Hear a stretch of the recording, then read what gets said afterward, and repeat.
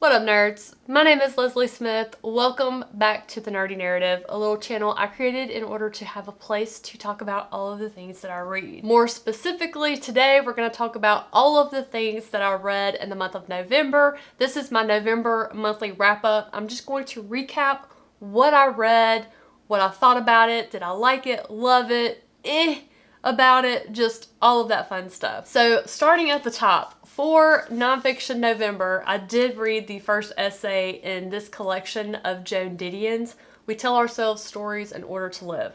I have never read anything by her. I didn't know what to expect. My friend Kate from the Literary Apothecary started a read-along where we're going to read one essay by her per month, and I jumped on board, and it was fascinating. The first one was either an article she wrote for a newspaper or magazine. It was about a murder in California of a very well-to-do family, and I loved it. I'm so excited to keep going in this collection, and it is not too late to join. You can grab a copy of the collection from your library and hop right in. We're only a month in, so plenty of time to catch up. Next, I read the Russian classic Anna Karenina by Leo Tolstoy. I did read half of this book physically, and then I switched to audiobook and had a much better time with it. I liked two of the main characters, couldn't stand two of the others, but when I was talking about it with my friends, it turned out I sort of had a really good time not liking those two characters. I did enjoy this one, but I don't think it has any reread capability for me. Oh, before I forget, let's talk about the books that I read on my Kindle. The first book that I read on my Kindle was The Ark for the Liar's Knot. Absolutely loved The Liar's Knot. The Liar's Knot is book 2 in the Rook and Rose series by M.A. Carrick. Not series, trilogy. I hope we get the third book in the next year. I cannot wait to read it. This has been a breakout series for me. 2 phenomenal books, very high ranking on my list of favorite reads of the year.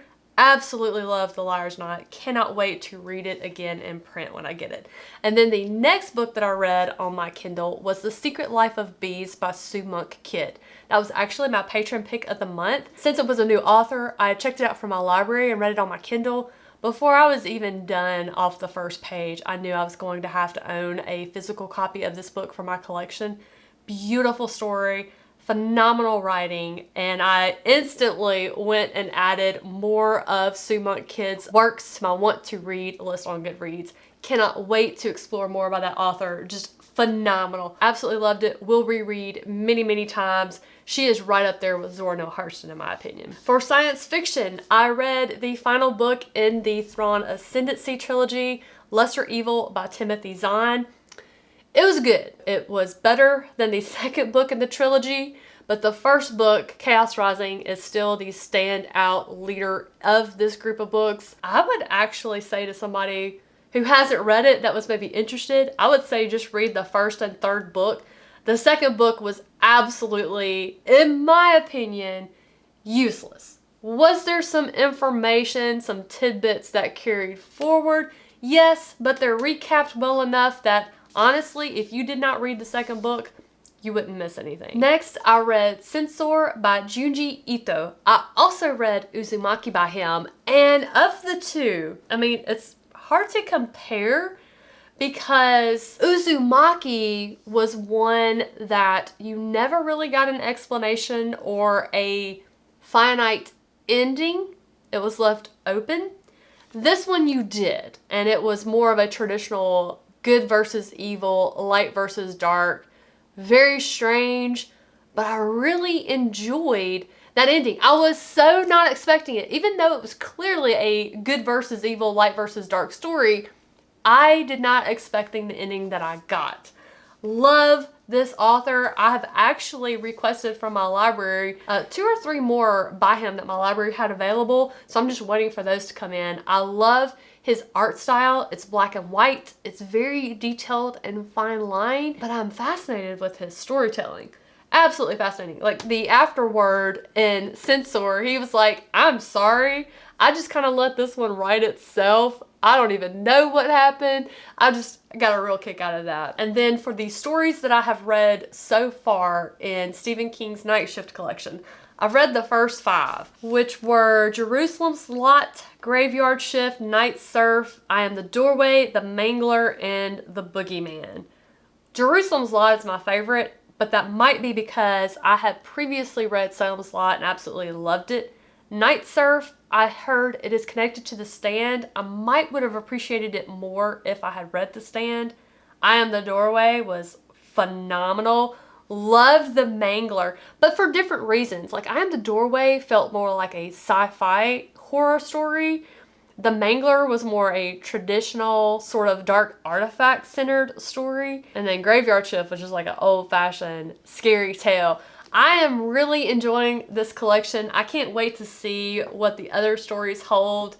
But right now, the first 5 that I've read, I have really enjoyed all of them. Night Surf is my lowest ranked, but I think that's because I haven't read the book. Next, I read Flesh Rehearsal by Brian Bowyer. This one is a thriller about a serial killer. It also centers around 3 teenagers who share something in common: the loss of a parent or family, and they're all musically inclined. They get together, they use these emotions, these stories to write music together. But in the background in LA, there's a serial killer called the Lobotomizer who is terrorizing the community. I think some of the terror has to do with the fact that some of the victims lived. I just really enjoyed trying to solve the mystery of who I thought the killer was. To me, there was a standout as far as character development. That was the character of Ludlow. I was really fascinated by that.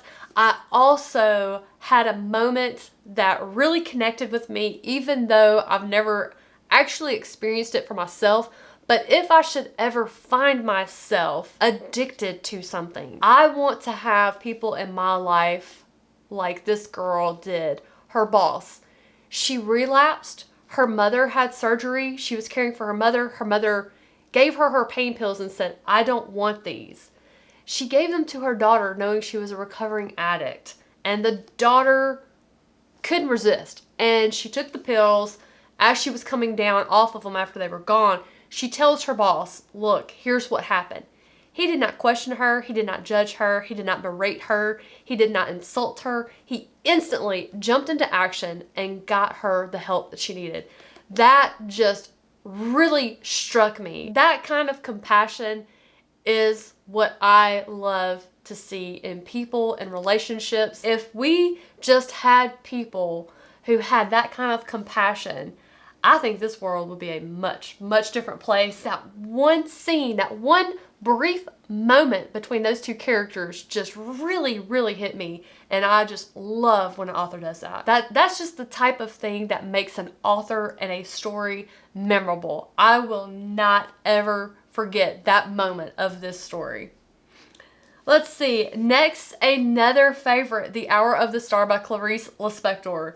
Guys, I absolutely loved it. It was humorous. It was tragic. I need to read it a few more times before I feel like I would be able to adequately describe to you what took place. I've got it tabbed up, this little tiny novella. I think it's 77 pages. But there's so many different elements and things going on. I don't think I grasped them all in the first reading. I was trying to just read for enjoyment, but I found myself tabbing anyway because of moments that were just moments that just really spoke to me emotionally or humorously. I just wasn't expecting all of the humor that Lispector put here. And this was the last thing she wrote before her death. And I just felt like she saw that coming in this. We have a narrator who is talking about another character, a girl, who he sees as poor and tragic, just no ambition, nothing to live for, yet this girl was happy. She didn't see herself that way, therefore she was happy. And oh my gosh, guys, I just loved it. Absolutely loved it. Clarice Lispector can do no wrong in my opinion. Next, another favorite, Stephen Graham Jones, Mapping the Interior. So unlike anything else by him I have read. Another little one, but it packs an emotional punch. I really loved this one because the main character is a teenager named Junior. I love that we have an event that may or may not have happened. It could have been his imagination. It could have been something he actually witnessed. He thinks he sees his dead father walk from one room of the house to another. Now, he had just woken up from one of his sleepwalking episodes, so it is entirely possible it was in his mind. But we don't know that, so that lends an element of mystery to the story. But what it causes the main character to do to just kind of pull inward, he begins this journey of searching himself, investigating why their lives were the way they were, why his mom made the choices she made, rationalizing the death of his father. Was it accidental? Was it suicide? How his father's spirit came to be there and why it chose so long to show up. I ain't having it. Y'all better settle down. I'm almost done with this video. Milo, stop trying to cause trouble. Sorry. It's so good. And the underlying theme. So Stephen Graham Jones, if you're not aware, he is a literary horror author. That means that there is a underlying story to the one that is written for what I would say entertainment. And this one, the underlying theme, it just shines a spotlight on the racism that Native American children suffer living in America. Fair warning, it's going to rip you up a little bit on the inside, but I still highly, highly recommend reading it. Next up, no surprise to always hear something about Abercrombie in a wrap-up and a TBR. I read the first book in the Age of Madness trilogy, A Little Hatred. Absolutely loved it. I think it may possibly be one of my favorite of the First Law books. I really need to finish this trilogy, but I think the reason why I feel that way is because some of the characters introduced that I loved in this one are related to characters in the first trilogy, and so I sort of have the best of both worlds. I don't know. I don't know. I just absolutely loved it. And this one, it seems, our big fight between the Union and the North and the Gurkish and all of that has finally sort of dwindled down. And now the battle is between the lower class, middle class people and progress industry, which is, of course, run and financed by the nobles who are also making all the money off of it. But then they have this huge problem. A lot of the lower class people no longer have jobs or even land for that matter, because where do you think the land came from to start building these lumber, these mills and factories and such? They stole the land from the people beneath them, people who had been fighting their wars for them all these years. It's tragic. But I love the way that Abercrombie is illustrating how it happens. It feels so real. But this one kind of gives off the sense of a revolution that might be brewing, so I'm very excited to continue that series. And then the final book that I read in the month of November is a favorite. It is Ungodly by Braden Riddick. This book went straight up to one of my top 5 reads of the year. I absolutely loved it. The writing was beautiful. The quotes, I mean, there was one whole chapter that was just absolutely, it was so beautifully written, so descriptive, such wonderful imagery that I reread that whole chapter again before I could continue the story. The story itself is a trope I love. It is a secluded mountainside campus college. We have a supernatural event witnessed by a college student that sort of sets off a whole lot of other things that are happening in the community. And this student, she was chosen, she's forced to make a very difficult decision, and then she has to deal with the consequences of that decision and just thought processes and coming to it, and then regret after the decision is made, the actions that take place after. It is absolutely a phenomenal read. I will reread this one many, many times. I would reread it just to experience Braden Riddick's writing style again. It's not just the story that's the draw here. It is the author's writing style. Just the his word choice is so methodical. It's so well thought out. I just have to wonder the number of hours that he spent reading and rereading and choosing his words for every sentence in here. I love this book. Cannot wait to read more by him. Guys, this is one you definitely want to check out. It was absolutely phenomenal. And that is the end of the stack. That is everything that I read in the month of November. It was a lot of phenomenal reads. It was a fantastic month of reading. I didn't get everything read that I wanted to due to catching a bit of a cold, but I haven't been sick in over 3 years. It was time. I can't be too mad about it. Luckily, it didn't stick around too terribly long, and I was back at it and ready to hit the ground running on December 1st with that new TBR. Guys, thank you so much for watching today. I hope you enjoyed it. Have you read any of these books? If you have, what was your favorite of them? I'm having a hard time because I read so many favorite authors that are just always hits for me. I've read some new things that I loved. I'm just, how to pick a favorite.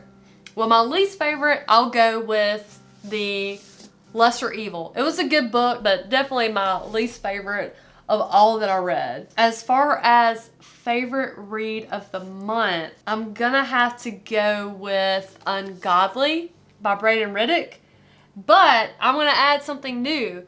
A new author that I read that I can't wait to read more by is Brian Bowyer. I am very, very excited to read more by Brian. Thank you so much for watching, and I will see you in the next one.